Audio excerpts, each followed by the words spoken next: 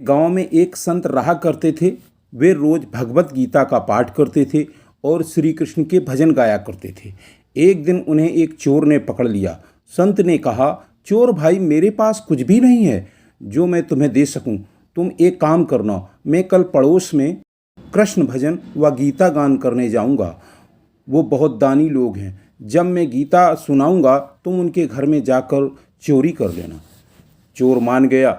अगले दिन संत जी गीता सुना रहे थे, तब चोर वहां पहुंच गया। तब संत जी सुना रहे थे, यहाँ से मीलों दूर एक गांव है वृंदावन, वहाँ आज भी एक बालक आता है, उसका नाम है कान्हा। वो हीरो जवाहरातों से लदा रहता है। अगर किसी को लूटना है तो उसको लूटो। वहाँ पीपल के पेड़ के नीचे आता है, वहाँ बहुत झाड़ियाँ हैं।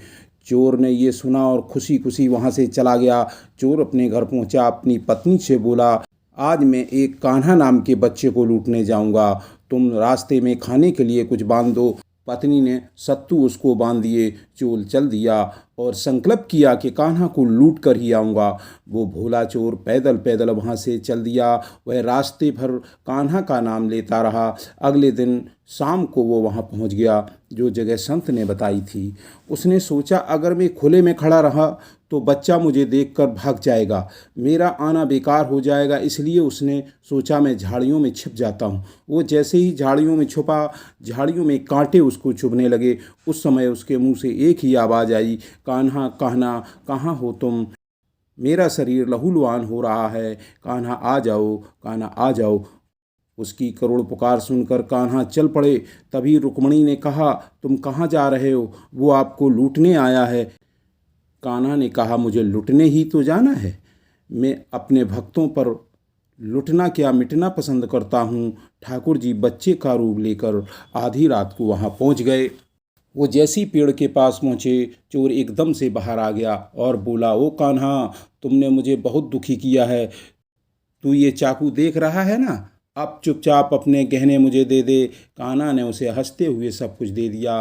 भोला चोर खुशी खुशी अगले दिन अपने गांव पहुंच गया। सबसे पहले वह उसी जगह गया जहां संत गीता पाठ सुना रहे थे। जितने भी गहने चोरी करके लाया था उसका आधा उसने संत जी के चरणों में रख दिया और बोला, मैं उस कान्हा को लूट कर लाया हूँ और ये आपका हिस्सा। संत को भरोसा नहीं हुआ। संत बोले, मैं इतने सालों से गीता पाठ सुना रहा हूँ, वो आज तक मुझे नहीं मिला। तब भोला चोर बोला, आपने ही तो मुझे कान्हा का पता दिया था। संत बोला, तुम जैसे पापी को कान्हा कैसे मिल सकता है? भोला चोर के बार बार कहने पर संत बोले, चल मैं भी वृंदावन चलता हूँ तेरे साथ, मुझे भी दिखा कान्हा कैसे दिखता है। वे दोनों चल दिए और वहाँ पहुँच गए। चोर ने कहा, आओ यहाँ छिपो। झाड़ियों में छिपते ही दोनों का शरीर कांटों से लहूलुहान होने लगा। दोनों के मुख से बस एक ही आवाज़ निकल रही थी, कान्हा आ जाओ, बस कान्हा जल्दी आ जाओ, बहुत पीड़ा हो रही है। कान्हा कान्हा कहाँ हो तुम? ठीक मध्य रात्रि को कान्हा बच्चे के रूप में वहाँ पहुँच गए। दोनों झाड़ियों से बाहर निकल आए। संत की आंखों से आंसू बह रहे थे। वो फूट फूट कर रोने लगे और कृष्णा के चरणों में गिर गए और बोले, हम जिसे मिलने के लिए तरसते रहे, जो आज तक लोगों को लूटता आया, तूने उसे ही लूट लिया। हे भोला, तुम धन हो, आज तुम्हारी वजह से मुझे कान्हा के दर्शन हो गए, तुम धन हो।